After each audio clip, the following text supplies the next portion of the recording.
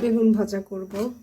প্রাকৃতিক বেগুন ফেললে যে সমস্যা হয় দেখেন, এটা বেগুনের বেশিরভাগই পোকা, ফেলে দিয়েছি। অল্প একটু 2টা বেগুন দিয়ে এইটুকুন বের হয়েছে।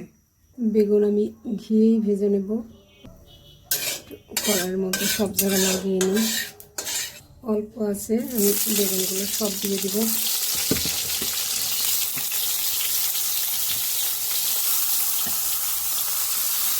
তিতিরের বেগুন ভাজা অনেক পছন্দ। বেগুনটা একটু ঢেকে দেই, দেখি কেমন হলো।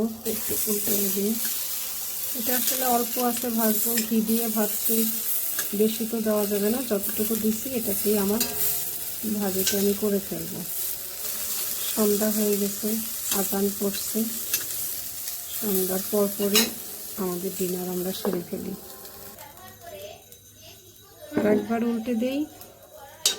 অনেকেই তো আমাকে কিপটা ভাববেন হয়তো বা, কিন্তু ঘি দিয়ে ভাজছি, অনেক বেশি দেওয়া আমার পক্ষে আসলে সম্ভব না। যে এইটুকুন দিয়েছি এটাতেই এইভাবে ভেজে নেব। অল্প আঁচ দিয়েছি, আমার বেগুনটা সিদ্ধ হলেই হয়ে গেল। এখন ফুলে উঠছে, আর তিতিরে আসলে এটা পছন্দ করে খেতে, যার কারণে আমার সমস্যা হয় না। ভাজা আমার শেষ।